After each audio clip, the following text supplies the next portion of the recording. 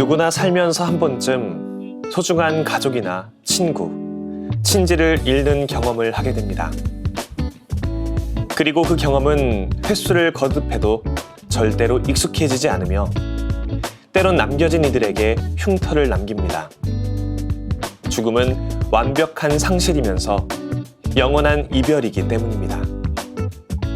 어쩌면 죽음은 당사자보다 남겨진 이들에게 더 큰 숙제일 수도 있겠다는 생각이 드는데요. 그런 이별이 쉬워질 수는 없겠지만 그것을 있는 그대로 받아들일 수는 있습니다. 죽음은 인생의 종착지가 아니라 그 여정의 한 부분이기 때문입니다.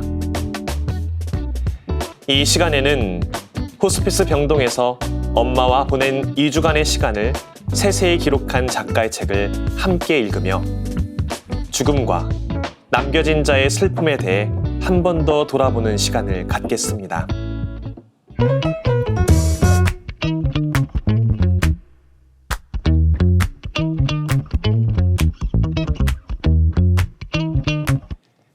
이 시간에 함께 읽을 책은 오늘은 두부, 내일은 당근 수프입니다. 제목만 보면 요리책처럼 보이는 이 책은 저자가 말개암을 앓는 엄마와 함께 호스피스 병동에서 보낸 2주간의 시간을 담고 있습니다. 두부와 당근 수프는 실제로 작가가 엄마를 위해 준비했던 요리로 정성스레 조리한 음식에 담긴 사랑으로 함께한 엄마와의 시간을 기억하고자 제목을 정했다고 합니다. 마지막 시간을 보내는 엄마에 대해 쓴 이 책은 남겨진 가족들이 죽음을 받아들이고 이별을 준비하는 이야기이기도 합니다. 가족이나 친구, 소중한 사람과의 이별을 경험했거나 준비하고 있는 모든 이들에게 위안과 공감이 되어줄 것 같습니다. 또한 생의 마지막 순간을 깊이 생각할 수 있도록 모든 독자들을 초대하고 있습니다. 이 책을 쓴 고이데 미키는 1964년 일본 나가사키현에서 태어나 2001년부터 그림을 그리기 시작해 현재까지 프리랜서 편집자와 작가로 활동하고 있습니다.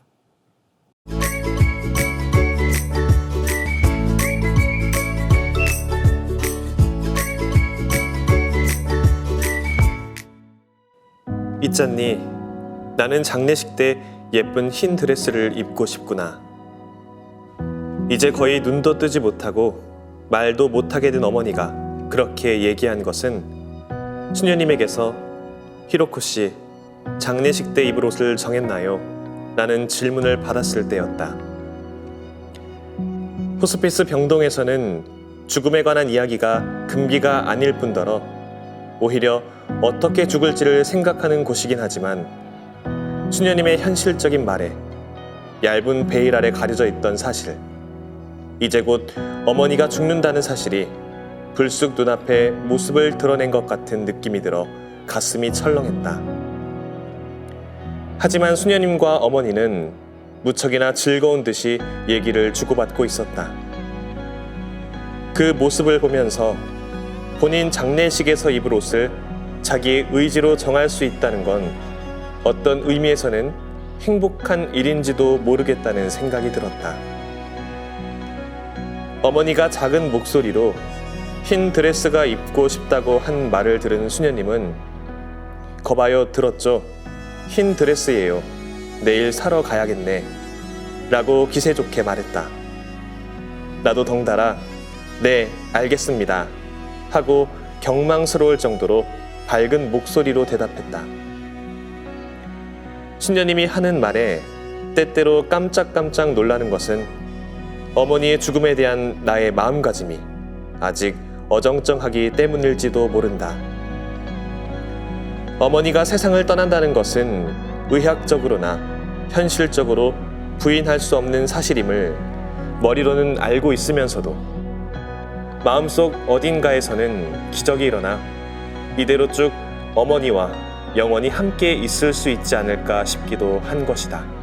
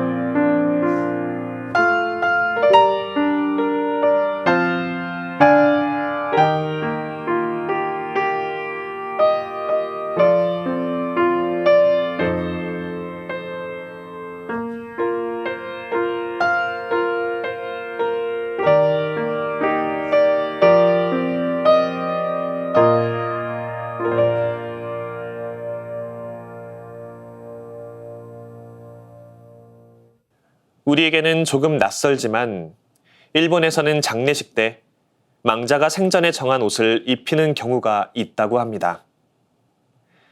자신의 장례식 때 입을 옷을 정하는 것은 환자 스스로 죽음을 받아들이는 과정일 수도 있겠다는 생각이 드는데요. 그럼 환자 본인이 아니라 간병 중인 가족이 죽음을 이해하게 되는 책 속 내용을 좀 더 읽어보겠습니다. 천국의 언어는 말이죠. 살아있는 사람에게는 의미 없는 무늬로밖에 안 보이지만 죽어가는 사람은 읽을 수 있답니다. 호스피스에 입소한 날, 히로코 수녀님은 그렇게 말했다. 처음 수녀님의 얼굴을 본 순간부터 왠지 나는 수녀님에게 무엇이든 말하고 싶어 견딜 수가 없었다. 그래서일까 여태까지 느꼈던 불안과 불만을 수녀님 앞에서 한꺼번에 쏟아놓았다. 줄곧 집에서 어머니가 영문 모를 소리만 했다는 것. 어쩌면 그건 영문 모를 소리가 아니라 나의 이해를 뛰어넘는 말이었을지도 모른다는 등 여러 가지 이야기를 했다. 수녀님은 의학적으로 선망이라고 불리는 증상에 관해 이렇게 설명해 주었다. 그러니까 예를 들어 프랑스어가 잔뜩 적힌 세련된 포장지가 있다고 해봐요. 그 종이에 적힌 말은 프랑스어를 모르는 내게는 이건 무슨 낙서인가 싶지만 프랑스어를 아는 사람은 제대로 읽을 수 있겠죠. 그런 것과 마찬가지예요. 어머님은 약 때문에 영문 모를 소리를 하는 게 아니라 천국의 언어를 읽고 계신 거예요. 어렴풋이 그럴지도 모른다고 느꼈던 사실을 수녀님이 단호하게 그렇다고 말해주니 나는 무척 마음이 놓였다. 더욱이 수녀님은 천국의 언어를 읽고 있는 사람과 읽지 못하는 가족의 틈으로 들어가는 게 저의 일이에요. 통역 같은 거라고나 할까요? 라고도 했다. 나는 이곳에 올 수 있어서 정말 다행이라고 생각했다.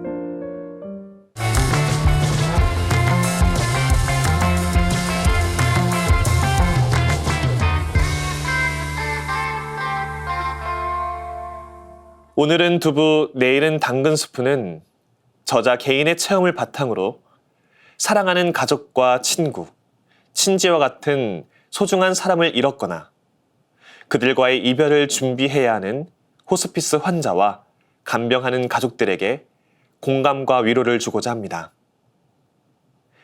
또한 가족이 임종기의 환자 곁에 머물며 어떻게 말하고 행동해야 하는지, 호스피스 종사자들이 어떤 마음으로 환자를 대해야 하는지도 함께 보여줍니다. 그렇게 생의 마지막 시간에 다다랐을 때 살아온 지난 날들을 어떻게 정리하고 죽음을 준비하면 좋을지 생각해 보도록 독자들을 초대합니다. 사랑하는 이가 죽음에 이르는 과정을 고귀한 시선으로 바라볼 수 있도록 이끄는 이 책의 내용을 마주하며 3년 전에 세상을 떠나신 저의 외할머니를 향한 기억을 떠올려 보게 되었습니다.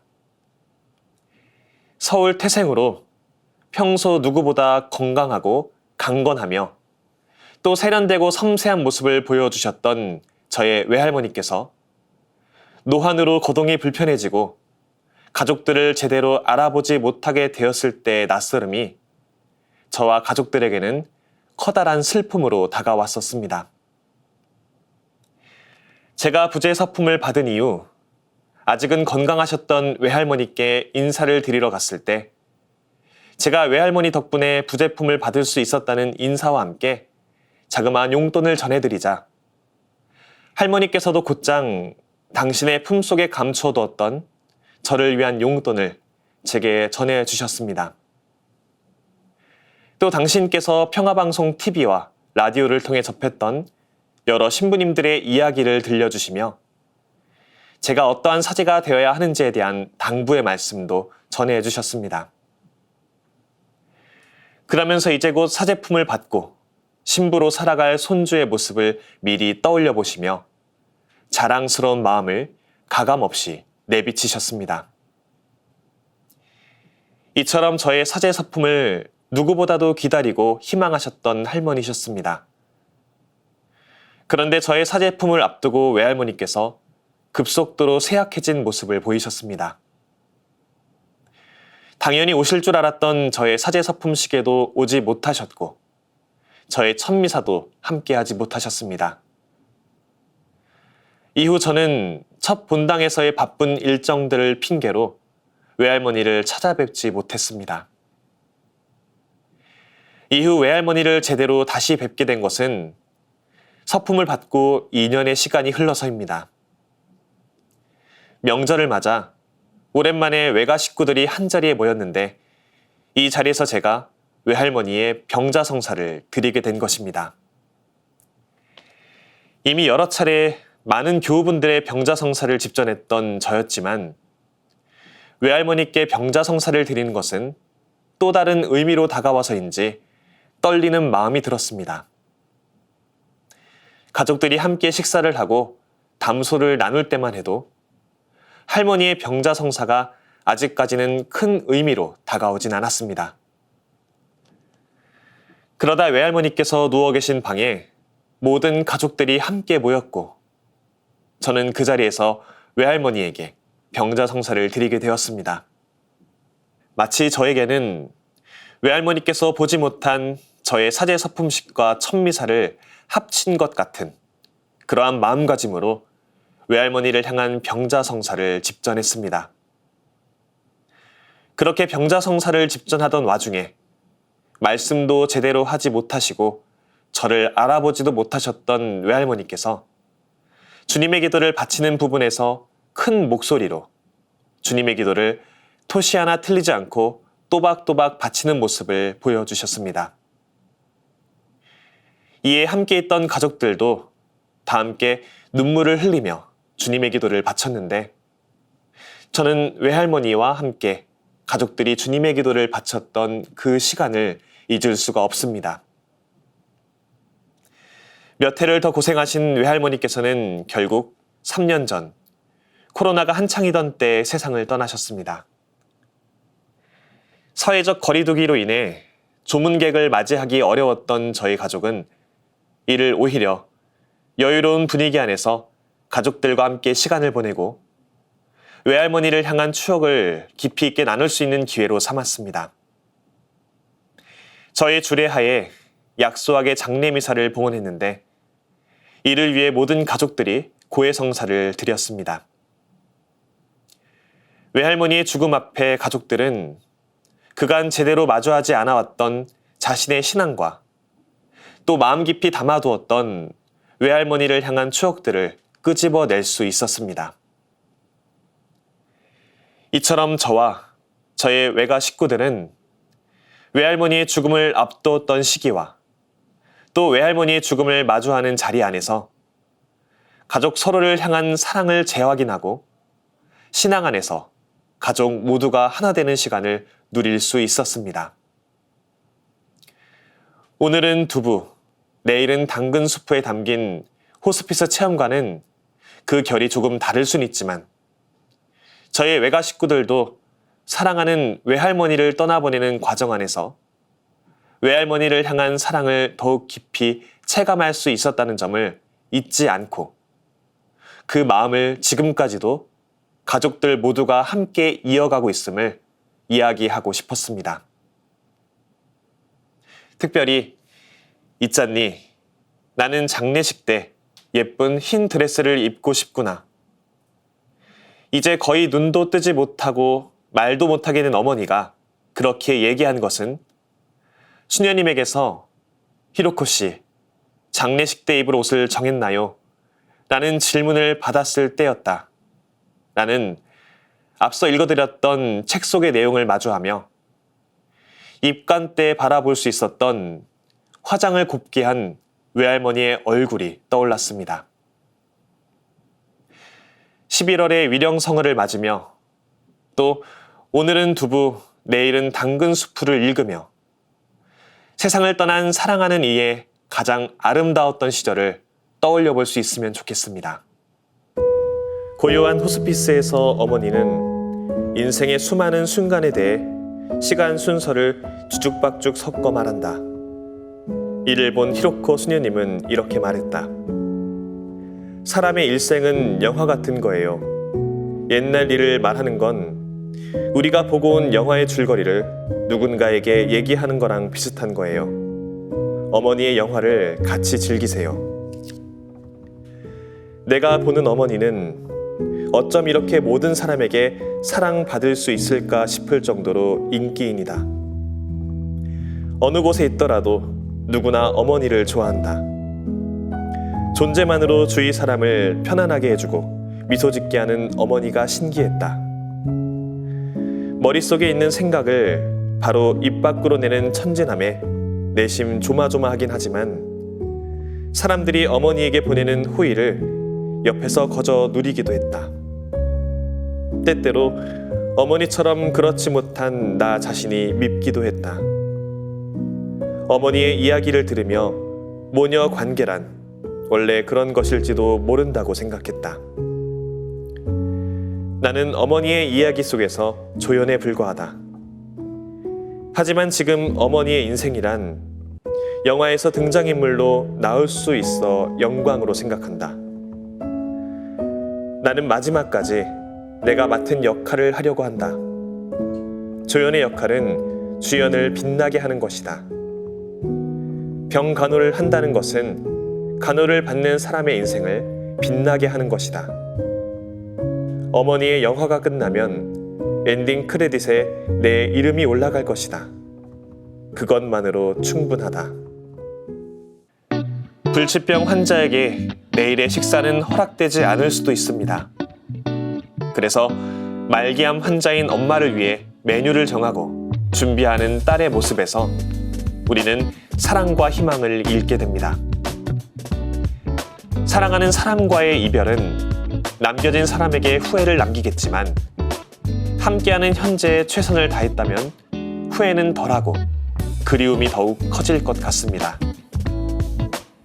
한편의 영화처럼 엄마를 기억하는 이 책이 누군가를 떠나보냈거나 이별의 과정에 있는 모든 분들에게 따뜻한 위안이 되었으면 좋겠습니다. 이별의 고통이 지나고 나면 결국 남는 것은 사랑과 그리움일 테니까요. 다음 시간에는 새로운 책으로 돌아오겠습니다. 평범한 일상 속에서 지혜를 발견하는 시간, 책. 지금까지 함께 해주신 여러분 감사합니다.